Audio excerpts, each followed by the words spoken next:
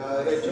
Es una tomografía en ventana intermedia con contraste endovenoso, donde observo una lesión hacia el segmento 10 de bordes lobulados irregulares con centro, en este caso, con centro clasificado, muy heterogénea la apreciación de contraste. Entonces, hasta donde se vea esa lesión es mala, es totalmente mala. ¿Sí? Y miren todo el aporte que dio la tomografía y cómo pudo haberse escapado. Una persona que se le escape esto, te van a tirar en un juicio, olvídate, todos los que estuvieron involucrados ahí.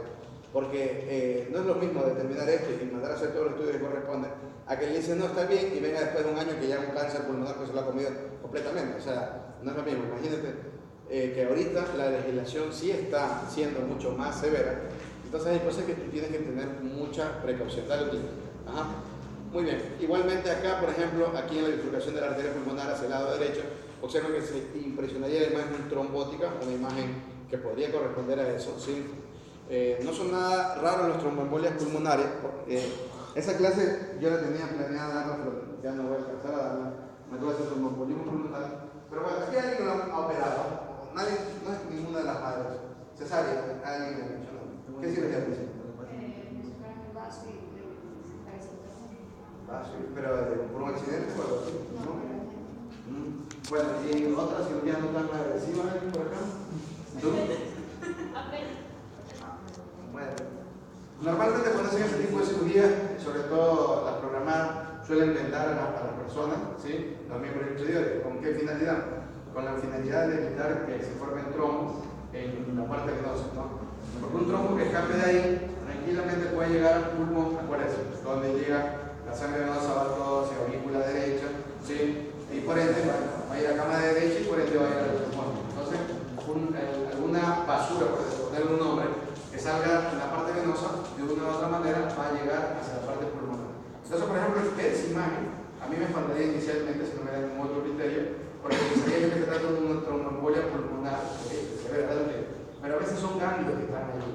Entonces, aquí yo te digo que la parte que te puede jugar más pasada en todo sentido está la falta de conocimiento clínico, pero también el no llevar una secuencia de observar la imagen a base, por ejemplo, si en el proceso pericárdico superior lo mismo puede ocurrir. Miren, esto es muy normal que ocurra, ¿no? La cesura menor en algunas personas puede acentuarse un poquito y formar esta imagen como de doble cesura, y esto puede dar para alguna gente la apariencia como si fuera una sola atelectasia, cuando no lo es, ¿no? Acuérdense que el término atelectasia, que si vamos a ver acá, al menos en la última clase, me parece, ya viendo las clases que me faltan, como última clase es la pérdida de ausencia de la capacidad respiratoria de una vía, sea mayor o menor, ¿no? Dale un tiempo. Entonces se puede ocurrir aquí. Muy bien. Igualmente el contraste, miren aquí, en el lado de la subclave del lado izquierdo, en la ventana intermedia, miren lo hiperacentuado que está, porque el contraste ingresó inicialmente allí. Si yo administro contraste por el lado izquierdo en este caso, si al agarrar una vena cefálica basílica y yo tener los cortes al momento que administré el contraste, puede crearse este problema. ¿Por qué es un problema? Porque cuando tengo la ventana pulmonar, el contraste me crea un efecto tan alto que el equipo entiende como si se tratara de un elemento metálico y me da un vacío de esa característica. O sea, no es que tengo ausencia de parénquima pulmonar en el estilo, sino que forma una especie de artefacto que la hiperdensidad del contraste en el momento inicial. Pero bueno, eso lo ves porque lo vas a ver ahí, de pronto no llama la atención en las otras ventanas de nada por el estilo. Entonces son imágenes artificiales que pueden estar en esa situación. Ahora, en cuanto a la localización, verán que toda esta información que hemos dado va básicamente en relación con localizar un problema, con determinar un problema o no, si existe o no existe. Y una vez que sabemos que existe un problema, cualquiera que sea este, desde una masa hasta alguna probable presentación de un signo radiológico, hay que determinarlo, hablando en tórax, dónde se encuentra. Entonces, yo tengo clarísima la película para saber si una lesión está a nivel pulmonar o extrapulmonar. O sea, yo tengo clarísima la película cuando mi lesión, ¿sí? Cuando tengo una lesión, que por ejemplo, háganse la idea que todo el cuadro azul corresponde al pulmón, ¿no?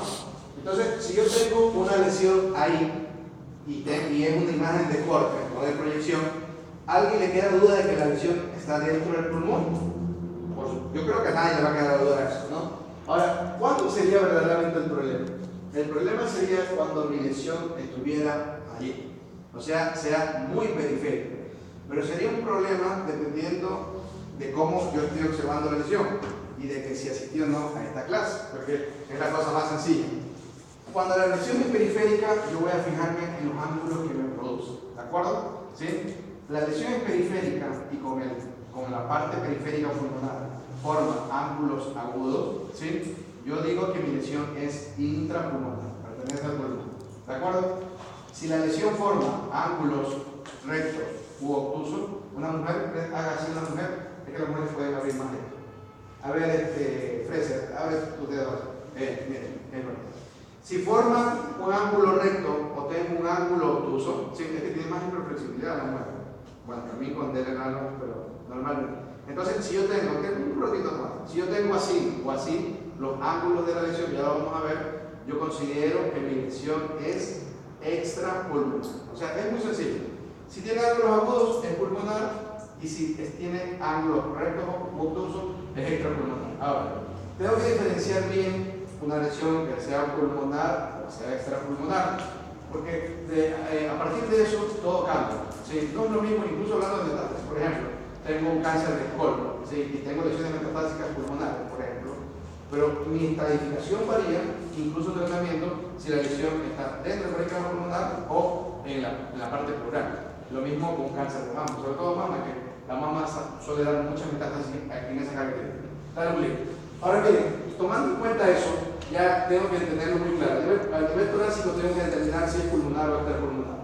Ahora, si es extrapulmonar, tengo dos posibilidades reales de definirla y otra que es mucho más sencillo de comentar.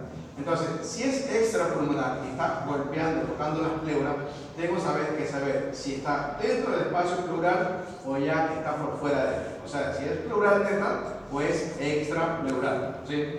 Una lesión extrapulmonar, ¿sí? Puede ser pleural, extrapleural, o puede estar ubicado hacia la parte media, hacia la zona mediastina, y se llama mediastinal. Entonces, la que yo puedo clasificar como pleural, extrapleural son las que se encuentran periféricamente en contacto con eso. Dale play. Muy bien, y aquí vamos a ver las lesiones. Sí se ve.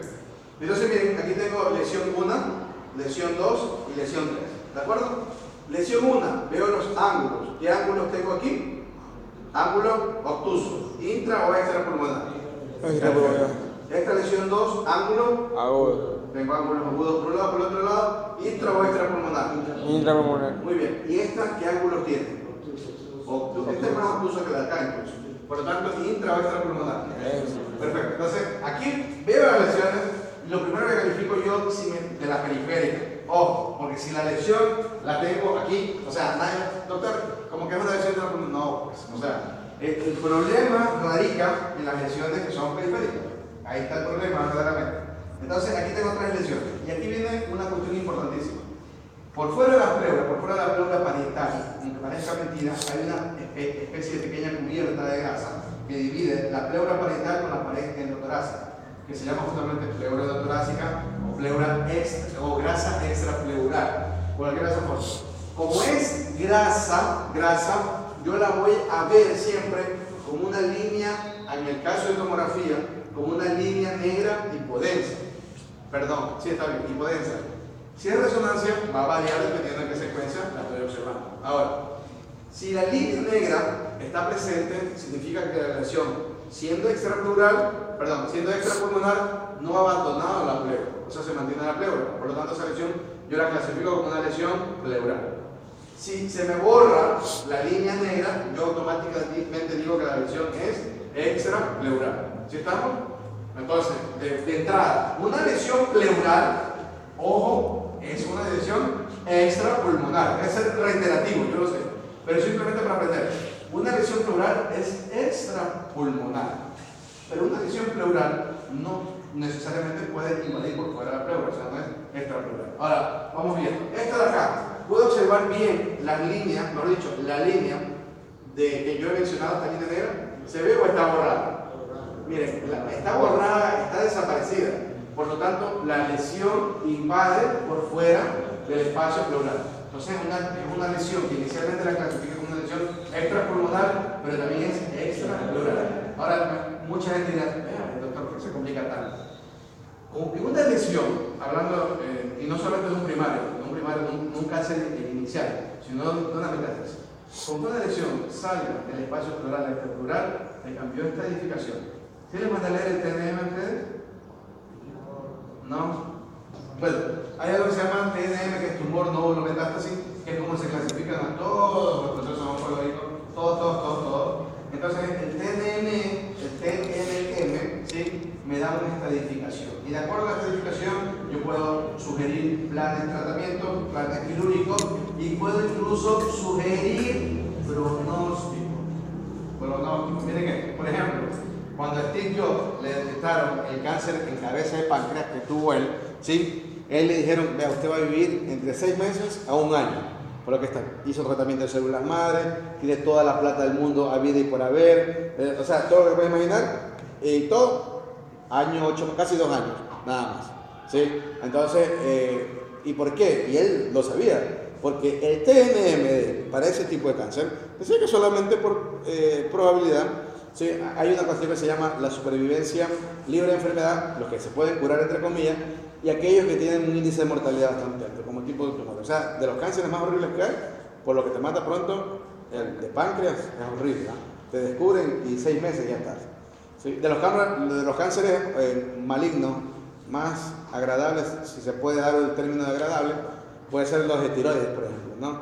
Los de tiroides, muchos te dan un poco más de tiempo, los más agresivos de tiroides, porque morir de cáncer de tiroides de verdad que hay que ser mala suerte, ¿no? Hay que ser demasiado de mala suerte para morir de cáncer de tiroides. Pero bueno, así está descrito todo. Entonces estas lesiones escapan del espacio pleural. Miren acá, la última, todavía conserva un poco, ¿sí? Todavía conserva un poco esta pequeña línea negra. ¿Sí la ven? La diferencia acá. Entonces la clasifico como una lesión pleural. Muy bien. Dicho esto, ¿sí?, vamos a entender algunas cosas, ¿no? Una lesión pleural. Entonces, lo primero que tiene que ver con las lesiones periféricas, ojo que esto se aplica también a otro tipo de lesiones periféricas de órganos similares, como por ejemplo el hígado. Aunque en el hígado, cuando la lesión está ahí, es difícil que tú puedas equivocarte y mencionar que se trata de otra estructura. Bueno, las lesiones que son pleurales, de naturaleza es extrapulmonar. Está de más decir, es el punto 3, pero lo mismo se va a aplicar tanto a la parte pleural como extrapleural. Bordes nítidos y ángulos obtusos. Esto se repite, ¿ok? Es la característica de las lesiones que son extrapulmonares. Lesión pleural se origina o bien de la pleura visceral o de la pleura parietal.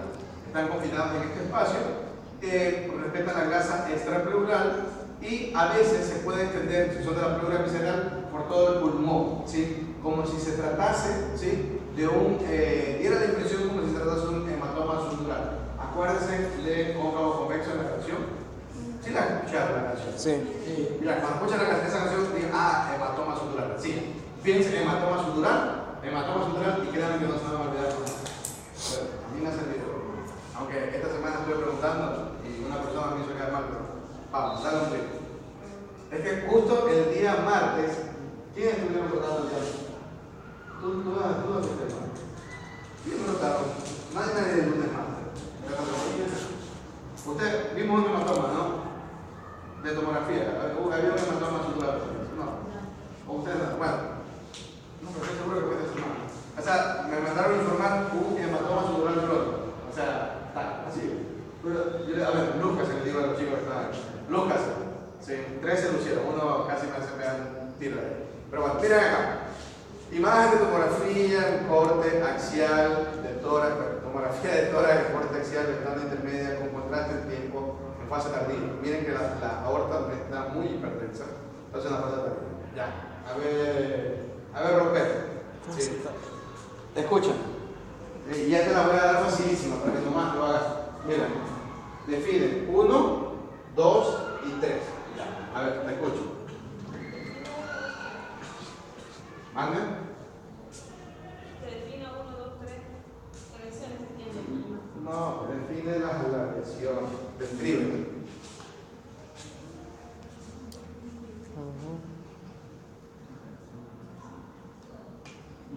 Lesión 1. Veo una lesión, ¿sí?, contigua o al lado del segmento 10 del lado derecho, ¿sí?, porque es una lesión pulmonar o extrapulmonar. A ver, Roper. Pulmonar o extrapulmonar. La 1. Mande. Mira los ángulos, por favor. Estamos hablando que se forma. ¿Qué ángulo forma esa lesión, por ejemplo? ¿Qué ángulo forma la lesión? A ver, anda a señalar los ángulos para que aprendas. Esto es un aprendizaje para ti. Hazme caso. No te vas a cansar mucho y vas a. Define los ángulos de la lesión 1. Define los ángulos. Ya, los ángulos. Ahí vas a saber. ¿Sí? Ya. Estás incalificado, así que puedes equivocar. Define los ángulos. Ya, define la lesión primero. La lesión, por Dios santo, la lesión. Sí, es. Ya, los ángulos ahora defines. No. Mira ya y ve dónde son los límites. Defínela, dibújalo. Ahí ya puedes dibujarlo. ¿Cuáles son los ángulos? No, los ángulos de la lesión son los que están hacia adentro. Los ángulos de la lesión. A ver, no, aquí hay un ángulo. ¿Sí ves? No veo. Y acá, estoy mostrando a ella. Hay dos ángulos. ¿Sí ves? Este ángulo así, no me sirve que es. Pon tu dedo. ¿Qué ángulo es? Uy, los tuyos peores todavía. Estamos fregados. Uno de ángulos anchos. A ver, tú mira este man, qué man. Se me salió los jóvenes. Mira, si tienes estos ángulos. ¿Qué ángulo es ese? Esa es geometría. Estaba haciendo. Es obtuso. A ver, geometría, tercer grado de escuela. Hasta en quinto básico. Tercer grado de escuela, o segundo. ¿Qué Hasta en colegio, diré. Tercero. Bueno, ángulo recto, sí estamos, ¿no? 90 grados. Ángulo agudo. Menos de 90. Esta sí me sale. Y el otro, El obtuso. ¿qué no me sale? Ángulo obtuso. ¿Sí te acuerdas Más de de 90. Ya, ¿qué ángulos tiene allá? Obtuso. Ángulo recto de 180 grados.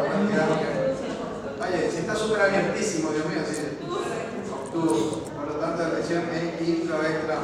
Extrapulmonar. No paso, no acabo esta clase en 2 años. A ver, lesión 1, sí, lesión extraxial contigua, hagan silencio. Verán que solamente verán que al momento de yo decir contigua, ¿sí? O vecina, estoy diciendo que está fuera de esa situación. Entonces digo, lesión vecina al segmento 10 derecho. ¿Qué significa? Que estoy automáticamente diciendo que es extrapulmonar. Porque si yo digo una lesión en segmento 10, estoy dando a entender que es una lesión intrapulmonar. O sea, desde ahí ya se ve el problema, si es que fuera un problema. Porque cómo definen las cosas tiene una importancia fundamental. Verán que en imágenes, lastimosamente, es lo que yo siempre les digo. Cuando estamos viendo, y eso les hago el ejercicio a todo el mundo que rota. Cuando vemos todo el brazo, le digo, bueno, sí puedo hablar del miembro superior. Pero si solo veo este segmento, no puedo decir miembro superior. Nomás tengo que definir o hablar del brazo o el segmento que estoy observando. Porque de lo que yo hable ahí es lo que se entenderá posteriormente. Entonces aquí veo una lesión vecina al segmento 10 del lado derecho, que desde mi punto de vista es pleural. ¿Sí? Luego en la imagen 2 veo un engrosamiento pleural manifestándose como una lesión de ángulos obtusos, o sea, y igualmente, si ven la línea hipodensa que se forma, ¿sí se ve? Miren, síganme con el dedo, por favor, fíjense. Síganme con el dedo. Miren, ¿ven? Existe la línea, la famosísima línea. Lo que pasa es que esa línea no se ve si no hay patología. Se va a ver cuando hay patología, porque la pleura con la otra pleura es un espacio virtual. Y ahí viene el pulmón. Entonces, ¿qué vas a ver? No vas a ver nada si no hay patología.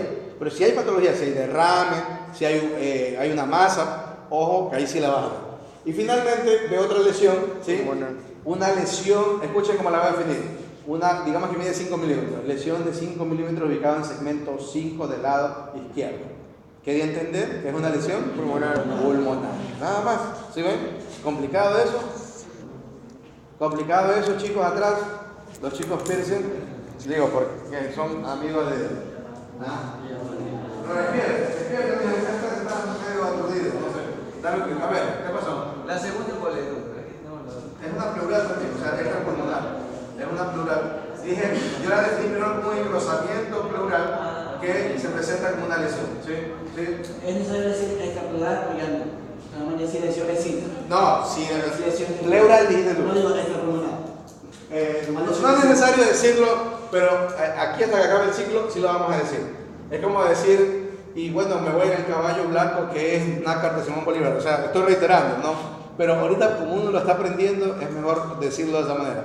Lesión extrapulmonar, porque estoy dando a entender que sí descubrí que la lesión que está fuera del pulmón y es pleural. Por ahora, sí. Después, en el momento que digo que es una lesión pleural, se sobreentiende que es fuera del pulmón y está confinada. Dale, pero por ahora sí. Por aprendizaje nada más, ¿no? La lesión extrapleural, miren, esto es muy sencillo también. Como es igual que la otra, los ángulos, ¿qué ángulos serán? Pues son ángulos rectos y sobre todo obtusos, generalmente son obtusos. Es una lesión que va a afectar la fascia endotorácica, la va a afectar, la va a borrar, ¿sí? Y generalmente está confinada de la pleura parietal hacia afuera, ¿no? Incluye tejidos conectivos, nervios, músculos, huesos, etc.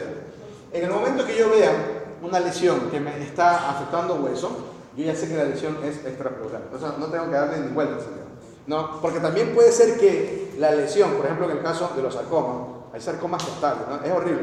Los sarcomas son de las cosas más feas que hay. Sarcomas son tumores malignos de la parte ósea, ¿sí? Y hay variantes, tanto para la parte ósea como la parte muscular. Leiomyosarcoma. Por ejemplo, Chávez, el de Venezuela, él tenía un leiomyosarcoma, sí, o sea, una variante bastante mala de un tumor. Por eso es que él murió en tan poco tiempo. Ahora, ¿qué habrán pasado desde que lo descubrieron? Que era como medio, no sé, un ostracismo. Habrán pasado ni 2 años, creo yo, o año y medio. Entonces, eso ocurrió.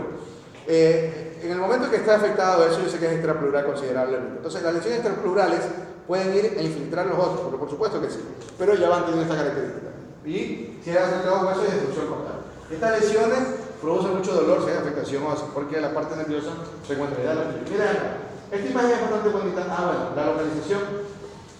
Esta imagen en la radiografía está bastante interesante. ¿Por qué? Porque esta imagen, la lesión que tuvo o que tiene esta persona, ¿sí? Justo coincidió que era una lesión lateral, o sea que estaba hacia acá.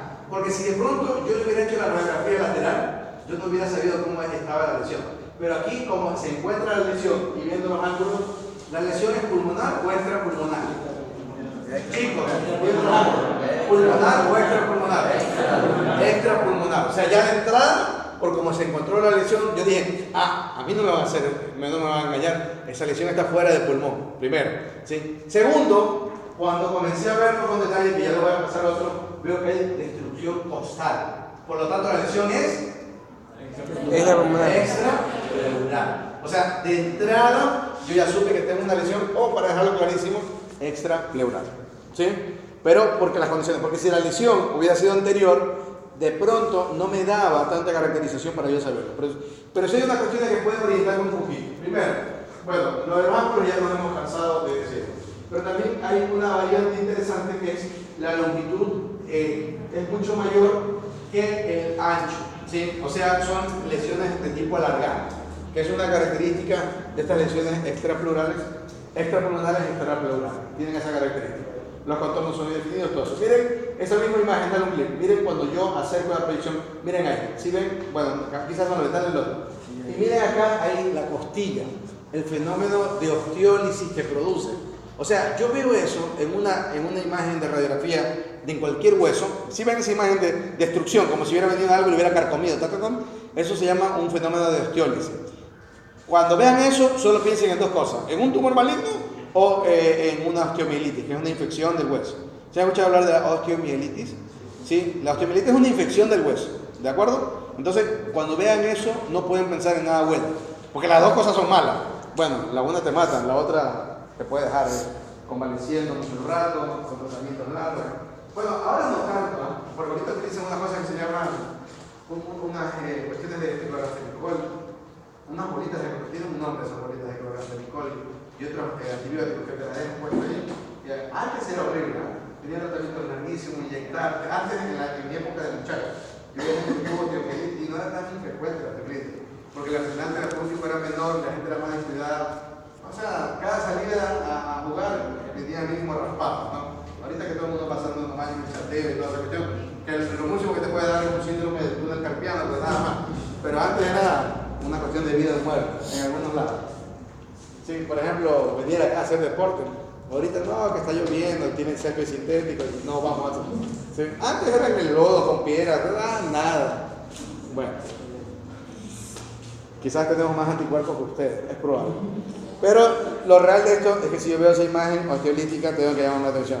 En el momento que yo veo afectación ósea, nunca diré que sea pulmonar. Está bueno como para ponerle un examen, ¿no? Pero bueno, nunca, verán que este examen ahora, del que van a dar del práctico, sí es con diagnóstico, ¿no? O sea, lo obvio es lo obvio, escribir el estudio, todo eso, pero aquí lo importante es el diagnóstico. Ahora, que ahora ya está conociendo, dale un clic. Muy bien. Miren acá, igualmente tengo dos lesiones, lesión 1 y lesión 2. Lesión 1, ¿dónde se encuentra? Lesión 1, ¿dónde está? Pulmonar. Lesión 2, extrapulmonar, ¿algo más? Déjeme ver. Extraplural. ¿Sí ven cómo se come la grasa? Verán que si se borra la grasa es fácil, una línea negra. No hay línea negra, ya está, es extraplural y se acabó el asunto. La línea negra solo la veo cuando hay una lesión, cuando no hay lesión no voy a ver absolutamente nada. Dale un clic. ¿Sí? Bueno, normalmente no se ve.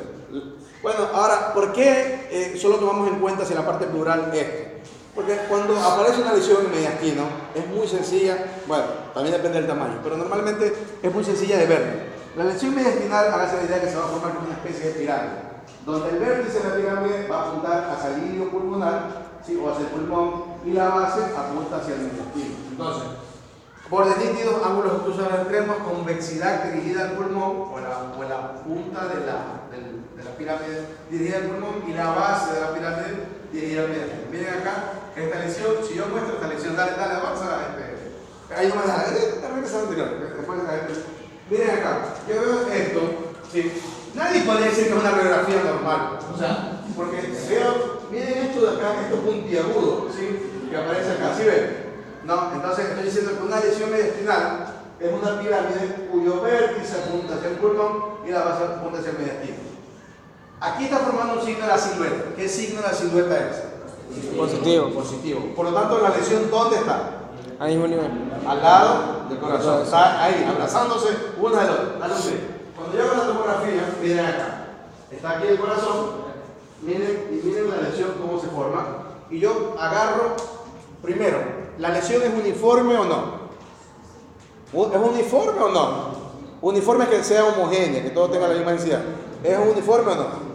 Sí, es uniforme, chicos, pero la lesión, señala la lesión N, por favor.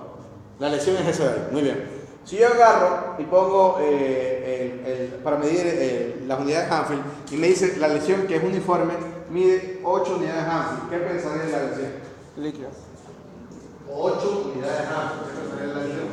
Líquido. Es un quiste, por lo tanto, ¿no? Digamos que la lesión midiera, menos 40 unidades Hanfield, ¿qué pensaría la lesión? Gracias.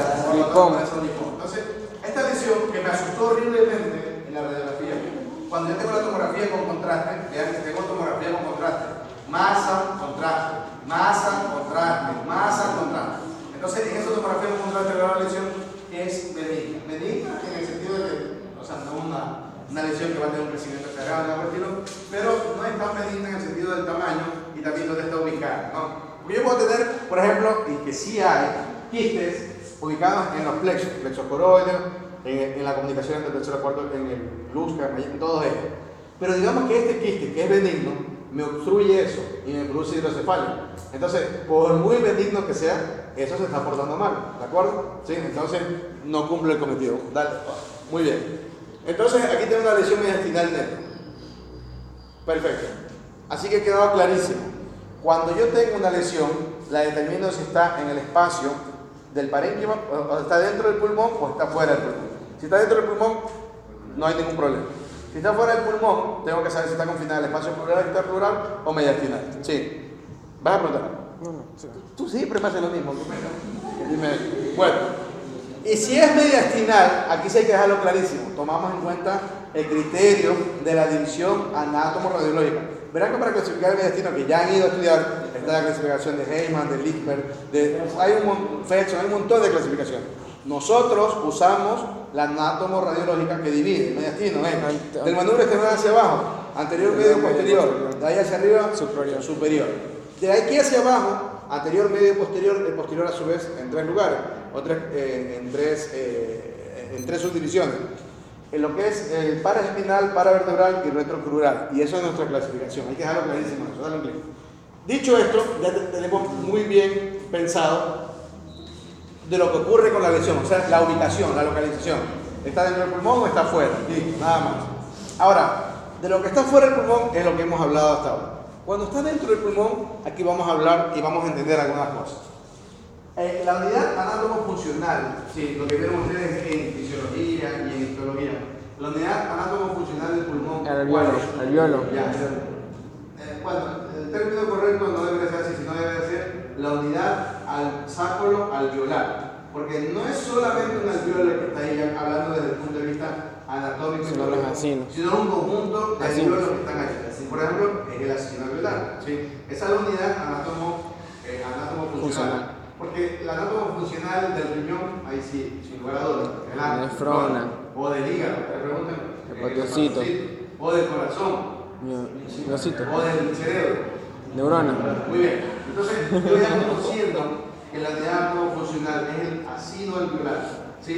Voy a entender algo. Para que pueda llegar y darse todo ese fenómeno que ocurre en el acino alveolar del movimiento y la transformación de grandes cantidades de O2 a CO2 por un efecto de difusión facilitada mediante una membrana que está ubicada con un elemento que lo produce en una célula tipo 2 allí, ¿sí se acuerdan? Entonces, hasta que se dé ese fenómeno, el aire ha tenido que venir por vías bronquiales, por una trae como tal, vía bronquial principal y bronquial secundaria, ¿no? Hasta llegar acá. Entonces, yo voy a dividir al pulmón desde el punto de vista radiológico para entender las patologías en 3 lugares. Primero, la unidad anátomo-funcional, que es el acino alveolar, ¿sí? Las vías de conducción, que son las vías bronquiales y bronquiolares, bronquio y bronquiolo, y finalmente todo el resto de elementos que sostienen.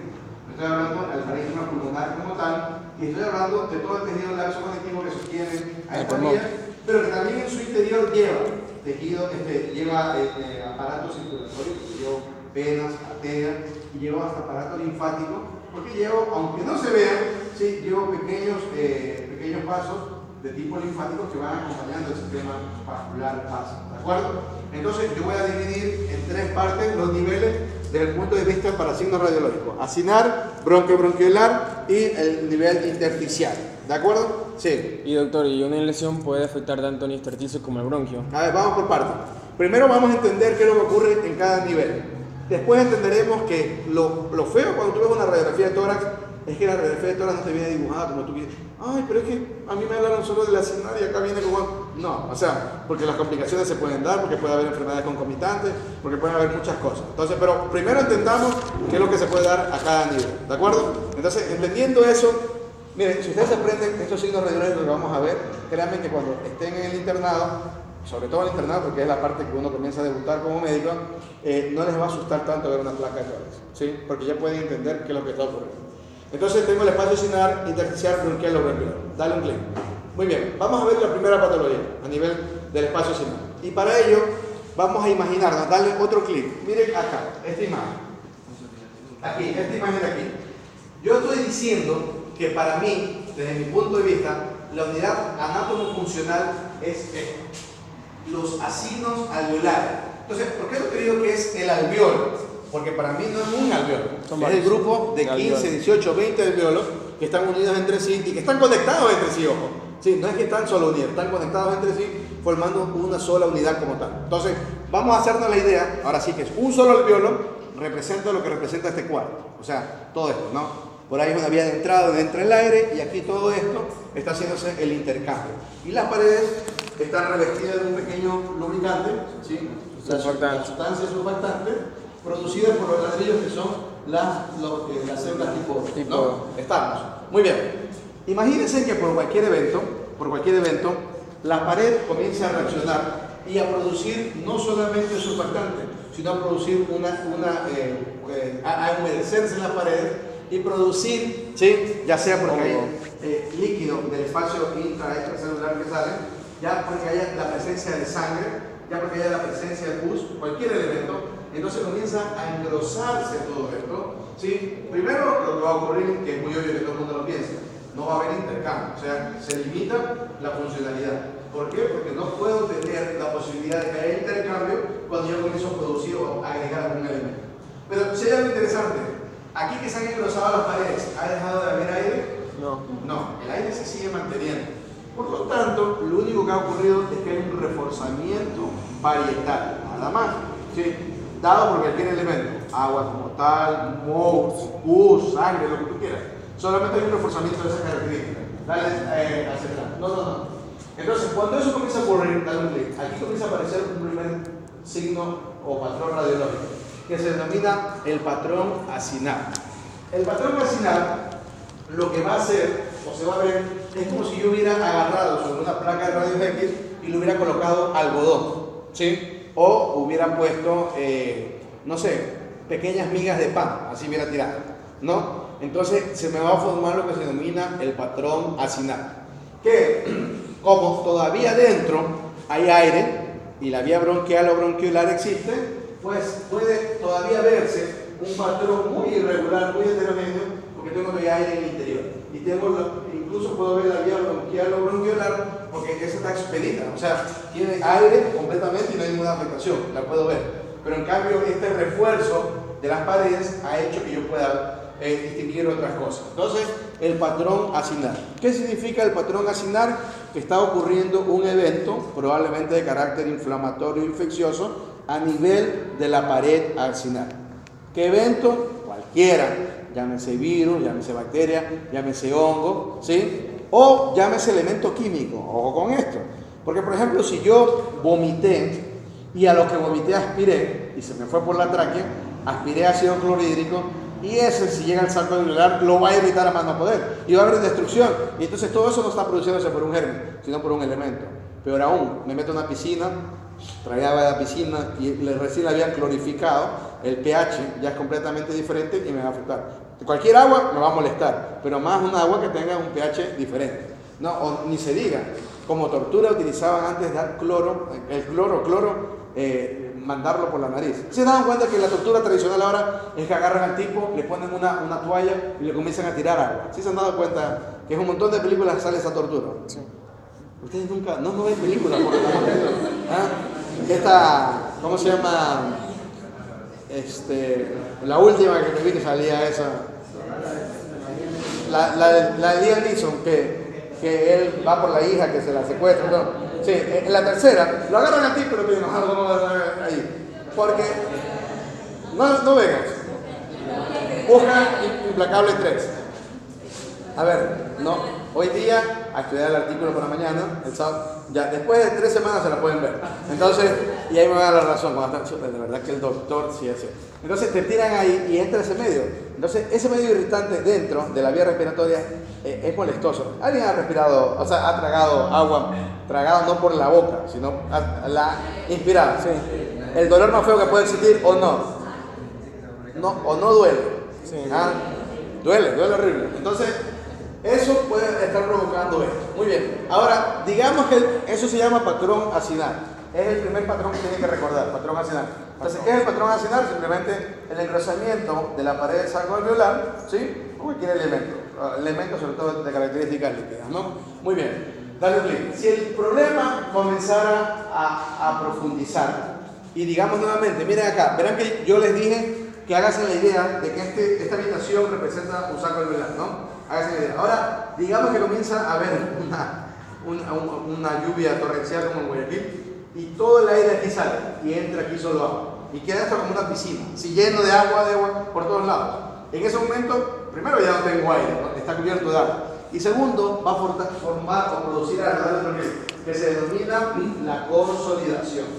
Consolidación, o lo que también se llama, ¿sí? La consolidación es sacar el aire de los sacos alveolares y dejarlo sustituido por líquido, sangre, moco, lo que sea. ¿De acuerdo? Entonces, ¿cuál es la diferencia? Que en la 1 todavía tengo aire dentro del saco alveolar, la otra no.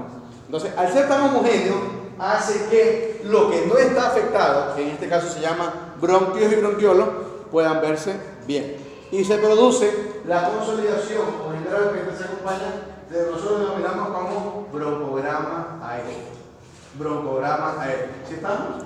Miren que el broncograma aéreo se puede ver, miren, incluso alveolograma aéreo, más pequeñito.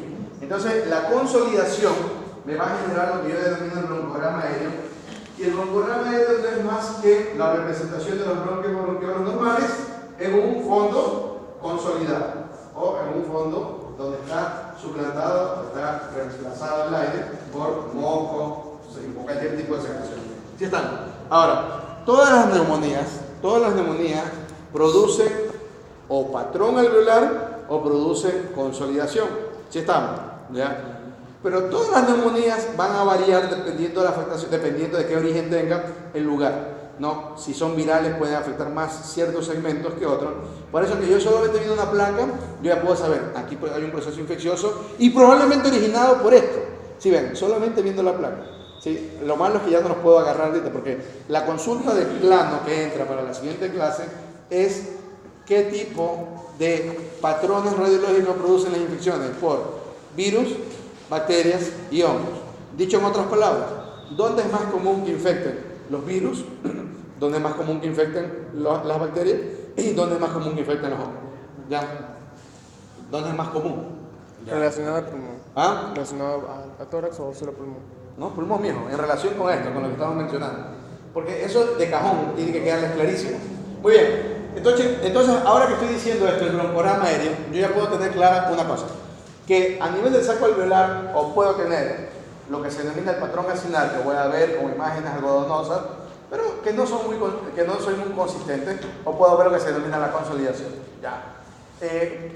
Bueno, alguien me pregunta siempre, doctor, pero o sea que yo tengo que ver broncograma aéreo siempre en una consolidación. ¿Y por qué se me viene esta pregunta acá? Porque la consolidación se parece mucho a otras cosas que pueden aparecer en los pulmones. Por ejemplo, tapón mucoso. O sea, se pueden llenar de mocos por otra característica y producir un taponamiento, nada más. O hay otra cosa también que se puede producir.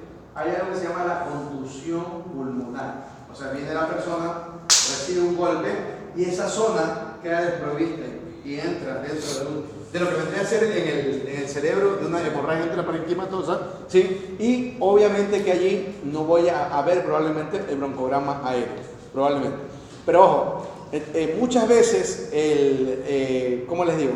El no ver un broncograma aéreo no me descarta una consolidación. ¿Sí me explico, no? O sea, no es que es una condición sin ecuador, o sea, no es que si hay consolidación tiene que haber broncograma aéreo. A veces nos puede aparecer, ¿sí? Aquí la clínica es fundamental. Si llega, nosotros vivimos en un hospital y llega un tipo que lo atropellan allí, y le da una radiografía de tórax y veo eso, yo voy a decir, ¿será una consolidación? No, eso tiene que ser una consolidación. O sea, muy mala de suerte, el tipo con una neumonía y va y lo atropella. Sí se puede dar, pero como que no es tan alta la probabilidad, ¿no? Entonces, o viceversa, que llega el tipo desde hace 21 días con trastorno respiratorio, hace 5 días postrado en cama, con una fiebre altísima, yo le hago eso y yo todo, no puede que se haya golpeado, no, pues tampoco, o sea, es hasta para ni siquiera pensarlo. Muy bien, broncograma aéreo, voy a ir acompañándonos, dale un clic. La consolidación como tal, miren aquí, trasudado o exudado, de tejido que reemplaza el aire del alveolo, ¿sí? Y que de verdad que es bastante sencillo reconocerlo. En tomografía es sencillo reconocerlo, en radiografía también, solamente es cuestión de darle. Yo les voy a hablar a manera de anécdota mala. Mire, yo creo que la ventaja, verdad que ese proverbio de que más sabe el diablo por viejo que por diablo, el conocimiento o la experiencia a lo largo de años es importantísimo. Yo, por ejemplo, tengo muchas anécdotas ya de cosas que me han pasado. Yo no soy tan viejo, creo yo. Tengo 8 años como especialista. 8 años. No tengo más. Ya voy para al 2007, al 2016, ¿cuánto es? 9. Bueno, fallé por lo menos. Entonces, pero miren, en el cuarto año, a ver, segundo, en el tercer año que ya estaba acá, estoy hablando de Viene un amigo, fallece un amigo mío, muy cercano, sí, muy cercano, un amigo, y él estuvo con un proceso, él tenía una enfermedad de base, pero tuvo un proceso que lo acabó matando, fue un proceso brutal. Pero lo increíble de todo eso es que el tipo entra fue aquí en el Verde Zavala, entró al Verde, le hicieron una placa de radiografía de tórax y apareció anoten ahí el signo de la doble ala de mariposa, el signo de la mariposa, ¿sí? Pero con consolidación periliar, ¿sí? Y lo mandaron a la casa diciendo que no tenía nada. Esa estupidez. Y el tipo pasó 3 días en la casa, cosa que llegó al 4 día al hospital y el quinto ya murió. O sea, ya. Pero si la familia de ellos, o uno de malo también, hubiera dicho, no, ¿sabes qué? Hazle la vida imposible a esos médicos, todo. Porque si hubiera sido posible, o sea, fue una estupidez. ¿Cómo a una persona así tú la vas a dejar salir de un hospital? O sea, no tener el... Yo asumo que la gente que lo vio eran internos y no sabían nada de radiología y ni siquiera vieron la placa. Porque era algo tan obvio que es increíble que alguien no lo haya podido ver. Porque después mostraron las placas y yo me mordía la lengua. Porque podrá ser lo que sea, pero espero que ustedes estén en ese grupo de cosas. No digo que hay que solapar las cuestiones que sean injustas y todo. Como el tipo ya estaba muerto, la gente dolía y todo. Y encima a cargarle, a intentar mandar más culpa todavía a otra gente. Hay que tratar de ser lo más cautos posible cuando tú hables de eso. Y muchas veces algunos médicos pueden ser enemigos de otros médicos. Ojalá que usted no sea en ese caso. Cuando vemos una injusticia, sí, sea un médico, sea un presidente, sea un pordiosero, quien la haga, uno tiene que reaccionar ante la injusticia. Pero hay momentos y hay cuestiones que siempre tienen que medir. La consolidación, créanme que es la cosa más fácil de ver. O sea, no ver una consolidación, por el amor de Dios, es no ver la placa. Yo creo que ese es el ejemplo, no ver la placa, porque no puede escaparse una consolidación. Y peor ahora que nosotros estamos atando este tipo de problemas con enfermedades, sobre todo infecciosas. ¿Sí? Vean lo trastocado que puede ser no tratar un proceso infeccioso, sobre todo en un niño. O sea, y esto lo que fueron a consultar también en los grupos de edad, que es más frecuente en niños en cuanto a las infecciones, en adultos jóvenes, en adultos y en adultos mayores. ¿Sí? Muy bien, dale un clic. La consolidación. Miren acá esta otra, en niños, sí, en adultos jóvenes, adultos y adultos mayores, o de la tercera o cuarta, no sé ya qué edad se le pone. Miren acá, miren esta consolidación, si ven donde está confinado al lóbulo medio, el lóbulo superior está intacto por si acaso, está confinado al lóbulo medio. Y miren que aquí sí tengo parcialmente un broncograma en la lateral también se ve, dale un clic. Muy bien. Entonces, hasta aquí, para no descontinuarme con el otro paralelo, con el otro grupo de ustedes, tengo que la parte... apúrate, yo me voy a olvidar. Entonces, a nivel del asilo alveolar, yo solamente tengo que recordar 2 cosas. El patrón asilar y la consolidación, nada más. Verán que nos falta ver a nivel del bronquio y bronquiolo y a nivel del parénquima pulmonar o del intersticio y otras cosas más. Solo sabiendo de eso, ustedes ya tienen en su mente quizás entre el 80% de todas las probabilidades de patología que van a estar involucradas de una u otra manera en la medicina general. Sí. Por eso es mi interés de acabar esta clase porque creo que sí les va a servir mucho. Preguntas, a ver, hagan silencio, preguntas por favor. ¿Preguntas? ¿Sí? ¿Cómo sería en ese momento? No, pero si el examen es práctico, escúcheme, me está contando Elio, doctor, si puedo avanzar. Primero tienen que poner lo que ven, consolidación, descartar tapón mucoso, descartar las otras posibilidades que hay. Pero si se ve, ojo, si se ve la consolidación y el broncograma aéreo, no me voy a decir descartar lo otro, porque ahí sí, cuando ya vea el broncograma aéreo, lo más probable es que sea consolidación. ¿Sí me explico? O sea, no siempre tengo que ver el broncograma aéreo, pero si lo veo, lo más probable es que sí sea por consolidación. ¿Sí? Porque la contusión no suele aparecer el broncograma aéreo, la contusión pulmonar, cuando hay golpe. Porque date cuenta que eso es como si tuviéramos un hematoma, pero dentro del parénquima pulmonar, ¿no?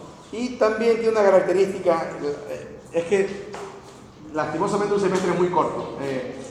Tiene una característica bastante interesante de la contusión pulmonar. Yo tengo una clase de trauma torácico y ahí hablo de contusión pulmonar, pero dentro de eso hay una característica que es lo que se forma alrededor de no tiene esto acá, la contusión, la consolidación.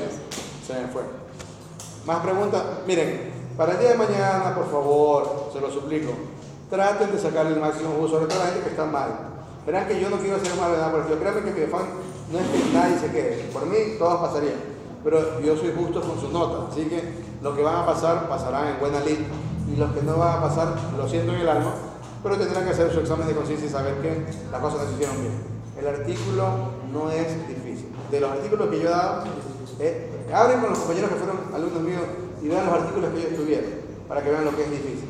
Este artículo está regalado, honestamente está regalado. Son los artículos, no la clase. No, son los artículos, pero verán el artículo, ¿sí? Como si se tratara su vida del artículo. ¿Sí?